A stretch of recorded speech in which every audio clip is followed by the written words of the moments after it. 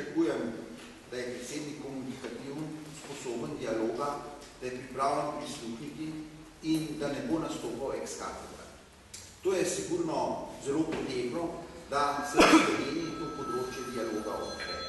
Še moče bolj kot to je potrebno, da je predsednik tudi moralna avtoriteta. In to je, mislim, eno ključnih vprašanj. Vprašanje je, ali recimo, kot smo že prej omenili, pa rečemo, odlikovanja zelo vprašljivim osebam dvigujejo moralno avtoriteto predsednika. To sigurno ni, saj jaz mislim, ni tako.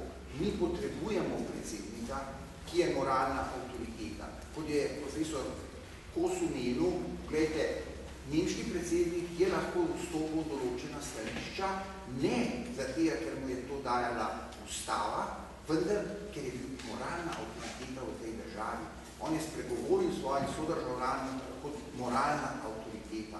In tukaj moramo mi seveda zelo paziti, tukaj moramo mi podpreti predsednika, predsedniškega kandidata, ki bo, ko bo izvoljen, tudi moralna avtoriteta našim državljanom, ki bo imel to široko razumevanje prav, neprav in ne bo se zapletel v, recimo, dvomljive